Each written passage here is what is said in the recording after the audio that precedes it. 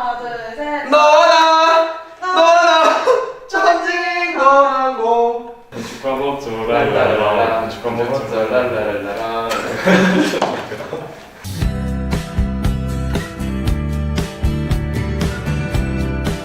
그럼 이제 자랑을 해줄게. 건항공 건축보다 이게 좀 좋다.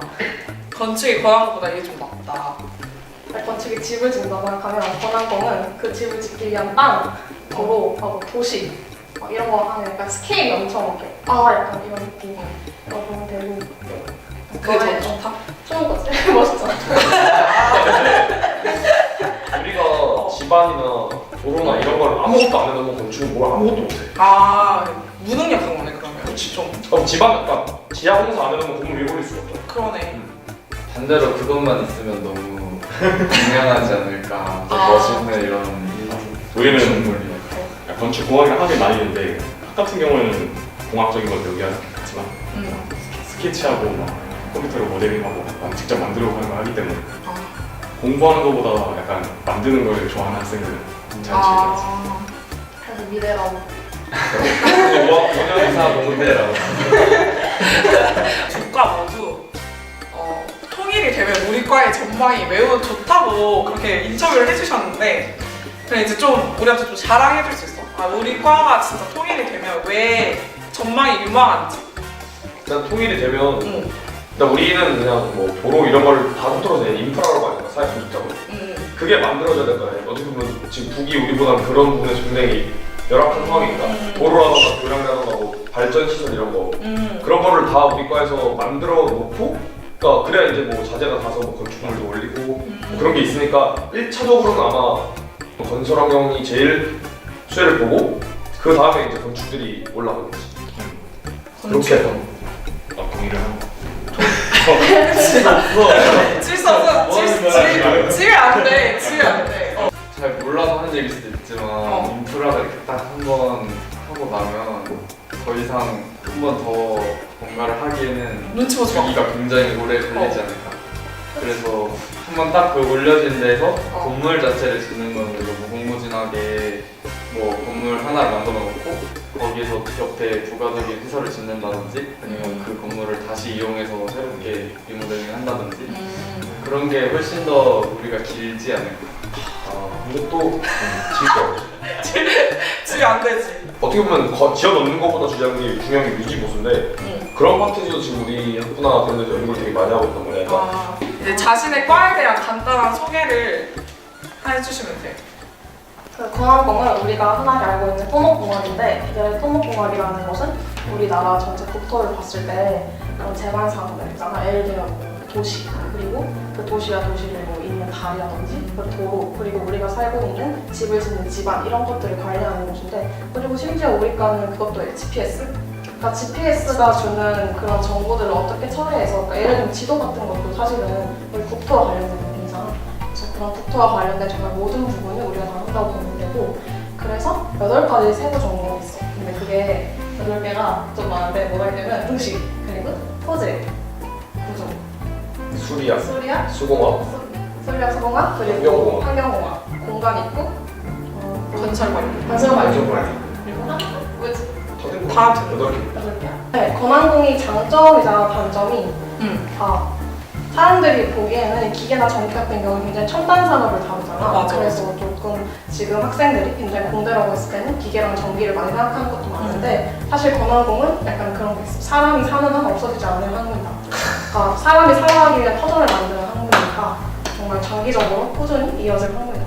그래서 공학이라고 얘기를 할 때도 사실 진짜 옛날에 사람들이 약간 영토 확장하느라고 전쟁할 때 그때 처음에 이제 포탑을 세우고 요새를 만든다고 성을 쌓고 할 때 처음 공학이라는 게 발전되기 시작한 거라서 사실 토목공학이 공학의 시초다 이렇게 우리는 일단 저렇게 세부 전공이라고 하지만 크게 두 가지 종류가 건축학이랑 건축공학. 그래서 3학년 때 이제 선택을 하게 되는데 찬이는 이제 건축공학과거나 이제 건축학과. 건축학과도 공학을 배우지만 이제 조금 더 설계에 좀 더 치중을 하는. 설계 같은 경우에는 이제 학점이 엄청나게 높아요. 고등학교로 치면 단위수라고 하는데 단위 과목이 한 2배 정도로 그만큼 설계를 좀 중요시하는 학과고 어떻게 보면은 공학과 함께 약간 정말로 인간이랑 공동체가 어떻게 살아가야지 고민하는 그런 거라고 보면 될 것 같아요. 공학 쪽은 이런 디자인 단계가 끝나고 나서 이제 디자인 설계를 하는 사람들은 이 건물이 실제 지어질 때 뭐 어떤 재료를 어떻게 쓰고 이게 실제로 지어질 수 있을지에 대한 고민을 하기에는 시간이 모자랄 수 있겠지. 그러니까 그걸 이제 엔지니어들이 맡아서 이 부분에는 뭐 기둥이 이렇게 들어가면 안 된다 뭐 이런 식으로 교정을 해주는 단계가 우리 엔지니어링이 해주는 단계. 그래서 크게 세 가지 분야가 있는데 우리는 구조, 설비, 시공 이렇게 세 가지 단계가 있어요. 구조 같은 경우에는 건물이 디자인이 끝나면 뭐 어떤 기둥에 어떤 콘크리트를 쓰는데 그 안에 철근이 무슨 뭐 직경이 얼마짜리 몇 개가 들어가야 이게 뭐 설계된 하중에 버티는지 이런 거에 대한 계산을 해서 컨펌을 내주는 거. 그게 바로 구조 쪽이고 설비 쪽은 우리가 뭐 하면서 이제 HVAC 시스템이라고 해서 히팅, 벤틸레이팅, 에어 컨디셔닝 이렇게 뭐 냉난방 시스템이나 에어 컨디셔닝 이런 거 할 때 이런 덕트 같은 거 이제 크기 설계해주고 우리 유체역학이랑 좀 관계가 깊은 학문이라고 보면 돼요. 그리고 시공 단계에서는 실제로 건물을 지을 때 또 이제 공기라는 게 그 공사 기간이 되게 중요해. 이게 하루만 늘어나도 인건비며 뭐며 엄청 많은 돈이 낭비가 되기 때문에 그 공기를 되게 중요시 하는데 그걸 좀 최대한 축소시키고 그런 걸 효율적으로 하려면 이제 시공 관리가 필요하겠지. 그래서 이제 거기 하청업체 그 실제로 작업하시는 분들을 관리하고 공기를 관리하는 그런 쪽도 있고 또 이제 시공에 관한 그런 전반적인 기술들을 연구하는 분야로도 빠질 수도 있고. 저희 건축이나 건설 공통의 그 장점을 생각해보자면, 그러니까 특이점을 생각해보자면 기계공학이나 전기공학이나 다 어떤 시스템을 만들어서 그 안에 아주 작은 인풋이 들어갔을 때 큰 아웃풋을 만드는 것처럼 예를 들어 뭐 자동차 같은 경우에 조금의 연료를 많이 가면 좋은 거잖아. 핸드폰은 배터리 조금 써가지고 더 많이 갈 수 있으면 좋은 거잖아. 근데 건축이나 건설은 약간 다른 게 엄청나게 큰 뭐 천재지변이나 이런 큰 인풋이 들어와도 그래서 엄청 작은 아웃풋을 만드는 게 목적이거든. 뭐 건물이 막 바람 쏜다고 흔들리면 안 되잖아. 그런 점에 있어서 약간 다른 공학과의 차이점이 있다고 볼 수 있겠지. 물리가 그 두 과에서 왜 중요한지 좀 쉽게 설명해 줄 수 있어? 고등학생들이 뭐 이해할 수 있게? 근데 일단 기본적으로 모든 공대는 물리가 제일 중요하다고 생각을 했고요. 건항공 같은 경우에는 사실 대놓고 그러니까 우리가 고등학교 때 배웠던 물리를 하는 거는 이제 1학년 때 교양 과목을 듣는 것 말고는 없는데 사실 그 이후로 전공 들어가는 게 물리역학. 일단 기본적으로 제어역학이라든지 구조역학이라든지 그런 것들이 기본적으로 물리에 대한 이해가 없으면은 좀 접근하기 힘든 부분인 것 같아요. 근데 그렇다고 해서 또 물리를 반드시 막 잘해야 되는 건 아닌 게 사실 물리를 한 번도 안 하고 화학 생명학 공부하고 친구들도 와가지고 공부하는 게 잘하기도 하거든. 그래서 크게 관련은 없지만 그래도 중요한 건 사실이다 라는 얘기하는 거 그 경우가 하나 고등학교 때 물리 진짜 싫어했어. 근데 건설 환경 이러길래 여기 물리 안 되겠구나. 그래서 왔는데 2학년 올라갔는데 재료 역학이라고 역학과 보니까 너무 하기 싫었는데 막상 해보니까 되게 그냥 교수님 잘 가르쳐주신 건지 모르겠는데 생각보다 물리를 나는 내가 고등학교 때 물리 안 했어도 할만하네 라고 느끼기도 했고 오히려 이제 점점 더 어려운 역학 특히 뭐 재료역학에서 구조역학 이렇게 넘어갈 때 그런 거 봤을 때는 물리보다 난 수학을 잘하는 애들이 오면 그리고 그 증명 과정이나 유도 과정은 다 수학이라 가지고 수학을 잘하는 애들이 훨씬 더 유리할 거라고 생각했어. 물리보다. 건축은 또 이제 물리나 과학적인 거를 안 배울 수가 없는 게 이제 건축공학과 나온 사람들이랑 커뮤니케이션이 돼야 되고 그런 협업이 그러니까 애초에 설계할 때 그런 걸 고려하면서 설계를 해야 되니까 일단 교양 수업으로는 하나 물리가 공학이라는 건 솔직히 이제 자연 학문이 아니잖아. 최대한 재료를 적게 써서 이제 뭐 수익을 창출하는 약간 그런 경제성도 많이 따지는 학문이기도 하고 또 실제 그런 이론 사고 실제 업무에서 실제로 해봤을 때 하고 다른 경우가 되게 많아서 실제로 공부하면서 보니까 이제 실험적인 식이 되게 많더라고. 물리에 대해서 막 관심 있고 막 이렇게 해야 된다는 건 아닌데 물리가 기본인 거는 맞아. 근데 이제 공학 쪽은 그 다루는 방향이 좀 다르지 않아요? 예스. 그러면 또 다음 질문은 두 과 모두 다른 학과에 되게 분위기가 돈독한 과로 난 들었거든. 그거 약간 자랑해 줄 수 있어. 우리 과 같은 경우는 아까 과도 그렇지만 사실 성적 때도 그렇고 좀 분위기가 굉장히 단결을 맺히는 그런 분위기가 되게 짙어. 사실 그리고 과 차원적으로 봤을 때도 약간 교수님들하고도 굉장히 사이가 엄청 좋아. 교수님들이 굉장히 학부생들한테 관심을 많이 주시고 좀 커뮤니케이션이 잘 되는 편인 것 같아. 그래서 과 전체적으로 되게 단결력이 되게 높은 편이고. 건축은 일단 과 자체가 정말 친해질 수밖에 없는 과거든. 왜냐면은 자랑해 줘. 정말로 설계를 하면서 같이 밤새 그러다 보면 이제 서로 목불골도 많이 보면서 친해지는 거지.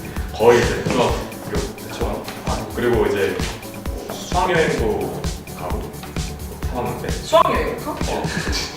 제주도나 4학년 때 이제 아, 해외로 이제 설계 사이트 답사를 같이 가 학점 보고 이번에도 베트남을 갔었는데 그런 것처럼 이제 다 같이 한 활동들이 엄청나게 많고 친해지고 싶지 않아도 친해질 수밖에 없어. 서로 교류가 있을 수밖에 없어. 막 설계 마감 직전이고 이러면은 맞아. 야 공신 열었냐? 프린트 걸어놨냐? 이러면서 서로 물어보면서 이렇게 설계면 뭐 이제 새로운 프로그램을 뭐 어떤 배웠어도 그런 프로그램 잘하는 친구가 또 있을 거 아니야. 그럼 그 친구한테 좀 물어보면서 하기도 하고. 그러면 다음 질문은 과 사람들의 진로가 보통 어떻게 되는지. 보통 당연히 기본적으로 과 학문에 대한 애정이 있는 사람들은 아까 얘기했던 8개의 진로 따라서 대학원을 가거나 그리고 대학원이 아니라면 회사를 가고 회사 같은 경우도 뭐 사기업 예를 들면 뭐 삼성물산, 뭐 현대건설 뭐 이런 사기업을 가거나 아니면 공기업 아까 얘기했던 수자원 공사 같은 그런 공기업들 그리고 그게 아니면은 이제 고시를 공부하는 사람들도 있고 아까 지금 우리 행정고시 중에 기술 직렬이 있는데 거기 토목직이 있거든 그래서 고시 공부하거나 아니면은 그 토목직이 아니더라도 이제 뭐 일반 행정이나 재경직 같은 다른 고시 공부하는 분도 있고 또 학점에 따라서 이제 로스쿨 준비하시는 분도 있을 것 같고 뭐 변리사 같은 경우도 뭐 좀 전과를 준비하셔가지고 다른 과 변리사를 하시는 분도 계실 거고 토목직 변리사 하시는 분도 계실 거고 그리고 이런 것들 다 관계없이 과랑 관계없이 그냥 아예 다른 YA 진로를 택한 사람도 있을 거고 이 정도인 것 같아요 보통. 저기서 이제 토목을 건축으로 바꾸면 아는 것 같아. 대신 좀 우리는 디자인 쪽을 수를 많이 배웠다 보니까 디자인 쪽 회사로 빠지는 사람도 있고 아예 뭐 이제 부동산 쪽으로 빠지기도 하고. 그러면 어떤 고등학생들이 오면 두 과에 좀 잘 맞을 것 같아요? 다양한 분야는 뭔가 배울 때 막 거리낌이 없는 사람이라고 하죠. 약간 뭐 예를 들면 내가 좋아하는 건 진짜다라고 싫어하는 아예 안 하는 학생은 나는 좋아하는 싫어하는 평균적으로 어느 정도는 해낼 수 있는 사람. 다양하게 해낼 수 있는 다양한 사람. 범위의 스펙트럼을 좀 넓게 가지고 있는 사람. 맞아 특히 또 우리 과 같은 범위가 경우는 너무 많아서 진짜 되게 여러 개를 배우다 보니까 조금 그걸 다 좀 견딜 수 있는 그런 게 있으면 좋을 것 같다는 생각이 들어. 주변 친구들 보면은 좀 그래도 유독 뭐 큰 국가 시설들 있잖아. 다리라든지 그런 것들 좀 긍지를 되게 느끼고 있는 친구들도 있더라고. 다리 보면 되게 막 열정을 느끼는 그런 친구들? 근데 다리 그런 보면? 친구들은 오면은 굉장히 좋을 것 같아. 응, 가슴이 뛰는 그런 걸 가지고 있는 친구들은 우리가 좀 웃긴 하네. 다리 보면 가슴 뛰는 친구들 권한공 쓰세요. 그거 있나요? 건축학. 우리도 덕후도 약간 저는 승리한. 그리고 약간 조금 잠을 잠을 잘 새고 인내심이 좀 강한 아니 미리미리 하면 할 일은 없잖아. 인내심이 강한 근데 친구들. 진짜 미리미리 어. 하면 잠을 안 자요. 근데 이게 대학이라는 곳이 미리미리 하거나 조금 이제 부지런하게 할 수 있는 환경이 아니잖아. 그러다 보니까 밤을 많이 새게 돼. 다른 학과 같은 경우는 뭐 퀴즈가 이렇게 연달아 있다면 건축학과는 큰게 빵빵 때리고 맞아 중간 그리기랑 충분히 있지. 좀 막 남의 말에 너무 쉽게 상처받고 이러면 좀 힘들 것 같아. 이게 막 교수님 별로도 다 의견이 다르시고 내 생각엔 조금 자기 자기 거를 좀 지킬 수 있는 사람 너무 남의 말에 한 번에 상처받아서 못하겠다 이거는 내 길이 아닌가 보다 이렇게 생각하면 좀 견디기 힘들 것 같아. 둘 다 굉장히 철학적이네. 좋은 의견이다. 그 컴퓨터 프로그램 있잖아. 코딩이나 그런 거. 두 과에서 어느 정도 배우는지 혹시 소개해 줄 수 있을까? 우리는 그냥 핸드로 뭐 모양 만들어서 건물 정도 이렇게 모델링 간단하게 하는 거, 그거 아니면 뭐 통계학, 건설환경 통계학이라고 아까 말한 것처럼 그런 사회 간접자본들에 대한 관리를 하려면 이게 통계 분석을 해야 되거든요. 왜냐면 지진이나 이런 초대지변은 우리가 뭐 흔히 이렇게 자동차가 지나가는 그런 현상처럼 자주 일어나는 게 아니잖아. 되게 뜨문뜨문 일어나는 거라서 통계 분석이 되게 중요한데 그런 거에 대한 걸 배우기 때문에 RStudi오나 이런 거 코딩 그런 거는 학부 때 배우는 거 같고 이제 대학원 가면 거의 RStudi오는 거의 안 쓰고 대학원 가면 매틸랩이랑 파이썬. 건축은? 조금 더 디자인 툴에 초점이 맞춰져 있지 않나. 그래서 우리는 CAD는 나 때부터 잘 안 쓰는 것 같고 학부에서는 스케치업이나 와이나 이런 프로그램이 2D상에서 그리는 게 아니라 3D를 정말 모델링 툴로 구현하는 게 프로그램이거든. 그래서 내 라이노랑 같이 접목시켜서 할 수 있는 프로그램이 조금 그러니까 그래서 한다든지 좀 이런 걸 봐서 뭐 햇빛 분석하는 것도 있고 렌더링이라고 이제 정말 건물 조각도처럼 정말 실제처럼 보이게 하는 거야. 사진 있잖아. 건물 공사 현장 보면 이거 그런 것처럼 이제 렌더링을 할 수 있는 프로그램도 이제